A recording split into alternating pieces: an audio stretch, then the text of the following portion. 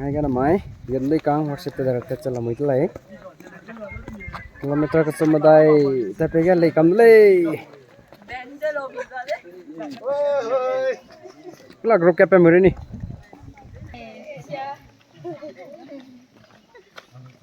nó tăng tăng mấy ta cho là mấy lại mà worship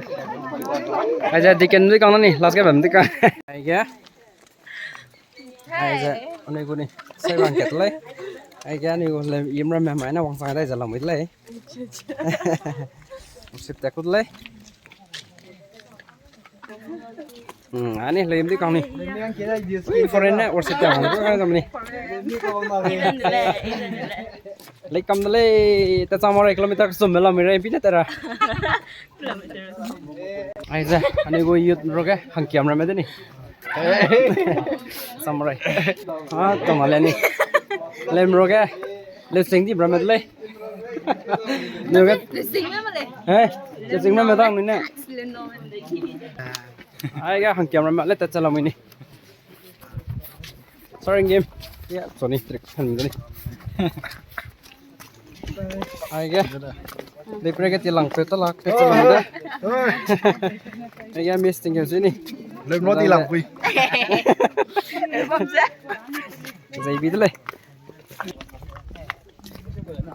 ngô mày nuôi lấy cái tết to là mày lấy đi mày lấy mà ai ra này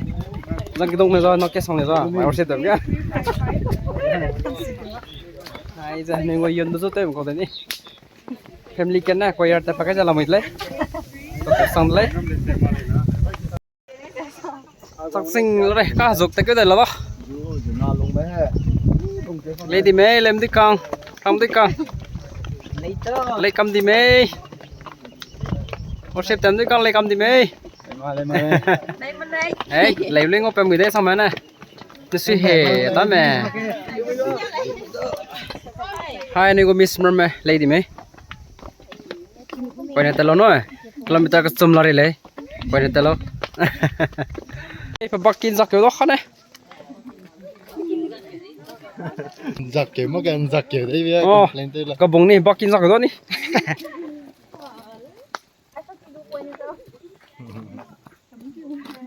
ai dám bơi cứu ai yeah này worship tara bấm cái sang ra làm mày lấy này có chính mang cái tay cái sang nó ra làm mày đó cái sang ra làm mày lấy mình nói sang sang mà mấy cái mày to cái lọc đi lấy ai năm nay bấm mà ai dòng dây kêu đây là welcome to đây nhỉ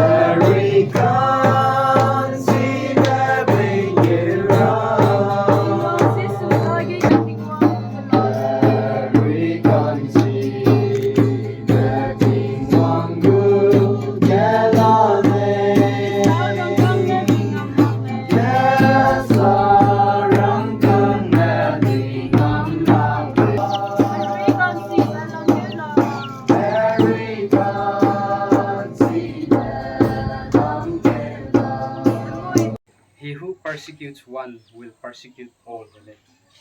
Naka persecution ni bisa Christian na go believe to zai Hindu mo go believe to Muslim mo go believe to kai kyo za persecute they rin magle hazat na karai hazat mo do kai kyo za believe kam za persecution bele hangket to persecute to di za na hangket pe na kilong kang ya wang ya to persecute na azang to za ki bom lain to persecute to ko chance na ko ni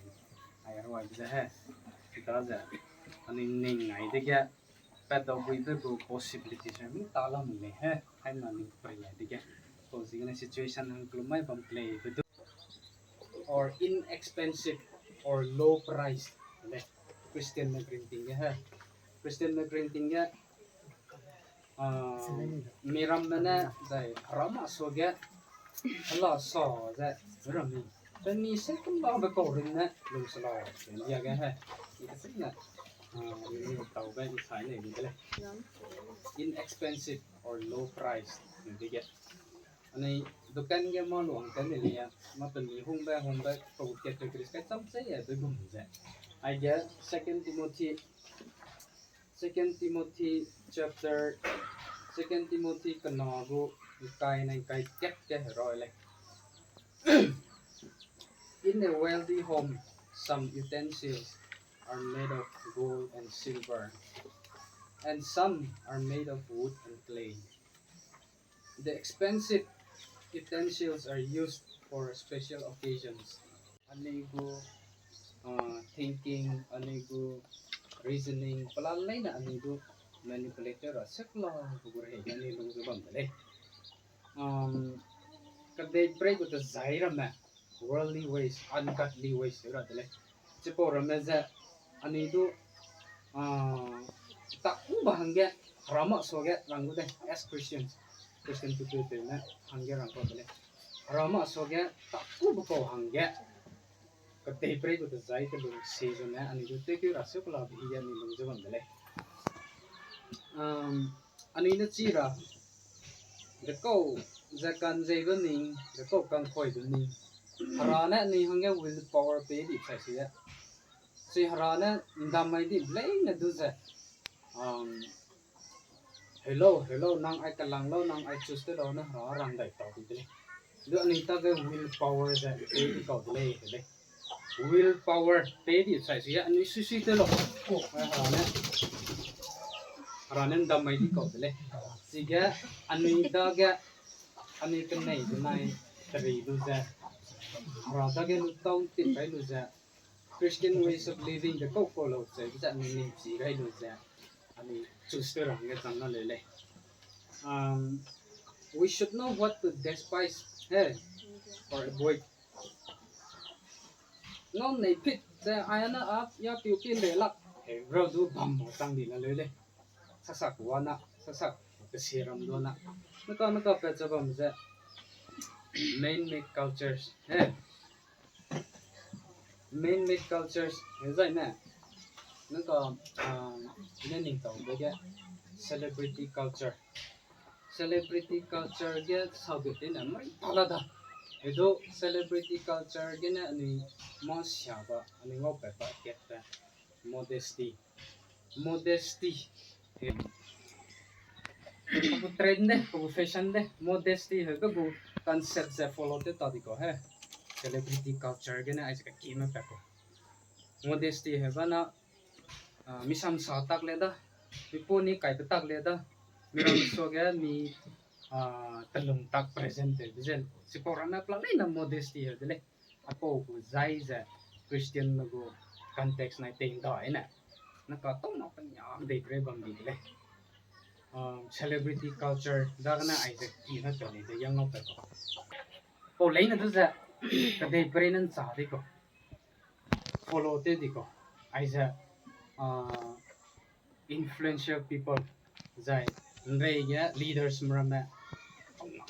mana support te bi lo si be da de mere people layman ani gum ko na jai ka de prega ani so sya ko ram na bam na le da hai mana ani sai swing swing ji wai di le ni every gun